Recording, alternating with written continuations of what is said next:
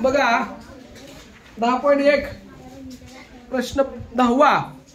एका चौरसाचं क्षेत्रफळ 100 चौरस मीटर आहे. त्याची परिमिती आपल्याला विचारली आहे, किती आहे. 10वा प्रश्न आपण सोडवायला लागलोय. चौरसाचा क्षेत्रफळ दिलाय. चौरस क्षेत्रफळ किती आहे?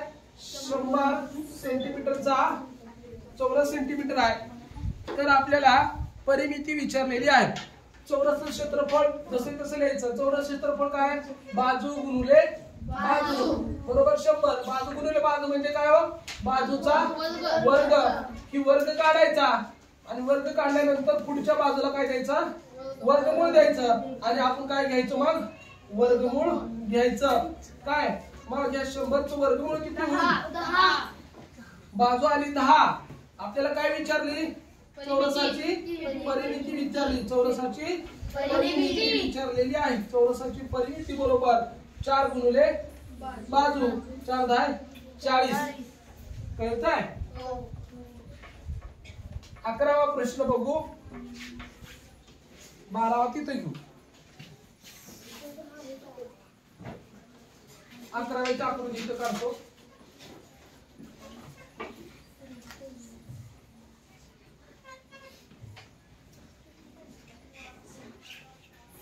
एक लक्षात घ्या, ही आखी 5 आहे.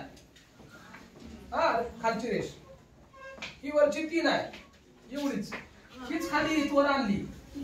हा पण ही किती येईल वर? 3. मग ही कशी काढणार तुम्ही? ही कशी काढणार सांगा? ही किती? ही आखी 5 आहे. ही एवढी 3 आहे. काय करणार मग? कशात वजा? 5 मधून 3 घालवणार. ही किती येणार मग? 2 येणार. जर ही एवढी 2 असेल तर ही पण किती असेल? 2. ही 1 आहे. हा ही 1 आहे. त्याच्या समोरची पण ही किती असेल? ती 1च असेल ना. आणि ही एवढं 2 आहे. एवढं 2 आहे एवढा. तर ही पण बाकी त्याचा समोरचा 2. कळलं का? आता आपण सगळ्यांची बेरीज करू शकतो. काय म्हणाले बघा. पुढील आकृतीमध्ये जाजमाची परिमिती किती आहे आपल्याला विचारलंय. बघा पहिल्यांदा काय करायची? हे 2 परिमिती म्हणजे काय? सर्व बाजूंची बेरीज. आता सूत्ररीत बसत नाही.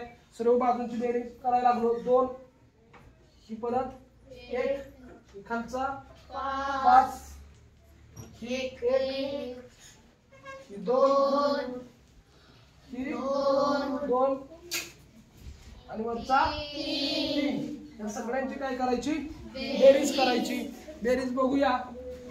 3 आणि 2 5 5 आणि 2 7 7 आणि 1 8 8 आणि 5 13 13 आणि 1 14 14 आणि 2 16. उत्तर किती आलं मग? 16. पर्याय किती आहे बघा प्रश्नात? पहिला. ठीक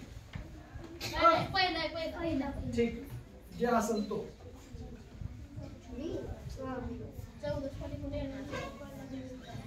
हो का? ही चौरस आहे. आणि आपल्याला काय विचारलंय? बोलला तर हे रणदेव का बोल लागला? त्याच्या समोरचा हा काटकोर आहे बघा. हा काय आहे? काटकोर. हा पण काय आहे? काटकोन आहे. इथून गेलेला असा काटकोन. हाही काटकोन. हा पण काटकोन आहे. आपल्याला काय विचारलंय? तिकडे बघू नका, समोर लक्ष द्या. ह्या चौरसाची बाजू 12 आणि ह्याची फक्त किती आहे? 4. ह्याची फक्त 4 आहे एवढ्याची. ह्याची 12. आणि आपल्याला काय विचारलंय? तर या सोबतच्या आकृतीचं क्षेत्रफळ किती असेल असं विचारलंय. खिडक्या लावून घ्या. बाहेर नका बघू. ते पण माणसंच आहेत. हा ते काय अमेरिकेत पडलेत काय? हा मग कशाला बघता बाहेर?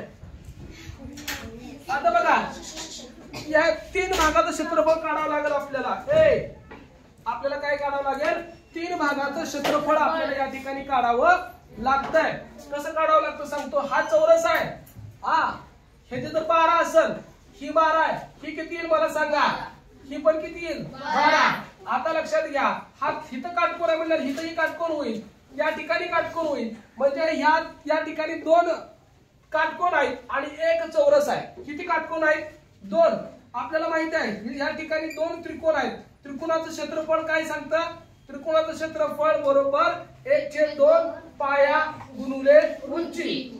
आता या ठिकाणी पाया किती आहे 4, उंची किती आहे 12, ह्याने भाग घालवा 1 बे 2 4 1 बे गुणिले 12 24, ही एकाच झालं 24, ह्याचं पण किती होईल 24च, कारण ह्याचा पण पाया 4 आहे, ह्याचाही पाया 4 आहे आणि ह्याचा काही उंची आहे, ह्याची उंची किती आहे 12 आहे, म्हणून ह्याचं उत्तर सुद्धा काय येईल 24।